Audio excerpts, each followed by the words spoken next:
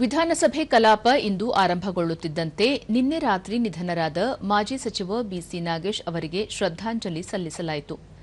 ಸಂತಾಪ ಸೂಚನೆ ನಿರ್ಣಯ ಮಂಡಿಸಿ ಮಾತನಾಡಿದ ವಿಧಾನಸಭಾಧ್ಯಕ್ಷ ಜಿಎಸ್ ಪಾಟೀಲ್, ಬಿಸಿ ನಾಗೇಶ್ ಅವರು ಒಬ್ಬ ಸರಳ ರಾಜಕಾರಣಿಯಾಗಿದ್ದು ಅವರ ಇಡೀ ಬದುಕು ಒಂದು ಮಾದರಿಯಾಗಿದೆ. ಅನೇಕ ರೀತಿಯ ಸಂಘಟನೆಗಳ ಮೂಲಕ ರಾಜಕೀಯ ರಂಗ ಪ್ರವೇಶಿಸಿದ್ದ ಅವರು ಸಚಿವರಾಗಿಯೂ ಉತ್ತಮ ಕೆಲಸ ಕಾರ್ಯಗಳನ್ನು ಮಾಡಿದ್ದಾರೆ. ಅವರ ನಿಧನದಿಂದಾಗಿ ಭಾರೀ ನಷ್ಟವಾಗಿದ್ದು ಕುಟುಂಬಕ್ಕೆ ದುಃಖ ಭರಿಸುವ ಶಕ್ತಿ ದೊರೆಯಲಿ ಎಂದು ಹೇಳಿದರು.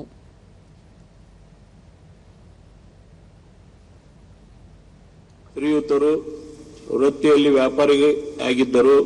ಶ್ರೀ ಬಿಸಿ ನಾಗೇಶ್ ಅವರು ದಿನಾಂಕ 18/8/2026 ನಿಧನ ಹೊಂದಿರುತ್ತಾರೆ. ಮರಣ ಹೊಂದಿರತಕ್ಕಂಥದ್ದು ಅತ್ಯಂತ ಆಡಳಿತ ಪಕ್ಷದ ಪರವಾಗಿ ಸಚಿವ ಎನ್ ಚಲುವರಾಯಸ್ವಾಮಿ ಸಂತಾಪ ನಿರ್ಣಯ ಬೆಂಬಲಿಸಿ ಮಾತನಾಡಿ, ಬಿಸಿ ನಾಗೇಶ್ ಅವರು ಶಾಸಕರಾಗಿ, ಸಚಿವರಾಗಿ ಅನೇಕ ಉತ್ತಮ ಕಾರ್ಯಗಳನ್ನು ಮಾಡಿದ್ದಾರೆ ಎಂದು ಅವರ ವ್ಯಕ್ತಿತ್ವವನ್ನು ಸ್ಮರಿಸಿದರು. ಮಂಗಳೂರಿನಲ್ಲಿ ಜನಿಸಿದ್ದು ವ್ಯಾಪಾರ ವೃತ್ತಿಯಾಗಿದ್ರೂ ಅವರು ಎಬಿವಿಪಿ ಮೂಲಕ ರಾಜಕಾರಣಕ್ಕೆ ಬಂದು ಅವತ್ತಿನ ಕಾಲದಲ್ಲೇ ಅವರು ಬಹಳ ಜನಪ್ರಿಯತೆಯನ್ನ ಗಳಿಸಿ ಪ್ರತಿಪಕ್ಷದ ನಾಯಕ ಆರ್ ಅಶೋಕ ಸರಳತೆ, ಪ್ರಾಮಾಣಿಕತೆಯಿಂದ ವ್ಯಕ್ತಿತ್ವ ರೂಪಿಸಿಕೊಂಡಿದ್ದ ಬಿಸಿ ನಾಗೇಶ್ ಅವರು ಅನೇಕ ಜನಪರ ಕಾರ್ಯಕ್ರಮಗಳನ್ನು ರೂಪಿಸಿದ್ದರು. ಸಚಿವರಾಗಿ ಶಿಕ್ಷಣ ಇಲಾಖೆಯಲ್ಲಿ ತಮ್ಮದೇ ಆದ ಛಾಪು ಮೂಡಿಸಿದ್ದರು ಎಂದು ಹೇಳಿದರು.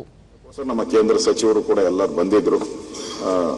ಅವರ ಪಾರ್ಥಿವ ಶರೀರವನ್ನ ಈಗ ತುಮಕೂರಿಗೆ ತಗೊಂಡೋಗಿದ್ದಾರೆ.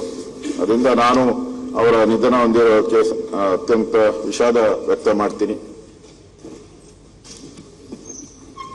ಪ್ರತಿಯೊಂದು ಸಚಿವರಾದ ಯುಟಿ ಖಾದರ್, ಮಧು ಬಂಗಾರಪ್ಪ ಹಾಗೂ ಶಾಸಕ ಕೆ ಷಡಕ್ಷರಿ ಸೇರಿದಂತೆ ಮತ್ತಿತರ ಸದಸ್ಯರು ಬಿಸಿ ನಾಗೇಶ್ ಅವರ ರಾಜಕೀಯ ಜೀವನ ಮತ್ತು ವೈಯಕ್ತಿಕ ಬದುಕಿನ ವಿವಿಧ ಕೊಡುಗೆಗಳನ್ನು ಸ್ಮರಿಸಿ ಸಂತಾಪ ವ್ಯಕ್ತಪಡಿಸಿದರು. ಸದನ ಅರ್ಪಿಸುತ್ತಿದ್ದೇವೆ. ಇವತ್ತು ನಮ್ಮಲ್ಲಿ ಏನಾದರೂ ಉಳಿಯುವುದಿದ್ರೆ ನಮ್ಮ ಅಧಿಕಾರ, ಆಸ್ತಿ, ಅಂತಸ್ತು ಯಾವುದು ಜಾಸ್ತಿ ಉಳಿಯುವುದಿಲ್ಲ. ಇದ್ದಂಥ ಸಂದರ್ಭದಲ್ಲಿ ನಾವು ಯಾವ ರೀತಿ ಇರ್ತೇವೆ ಅದು ಮಾತ್ರ ನೆನಪಿಟ್ಟುಕೊಳ್ತಾರೆ.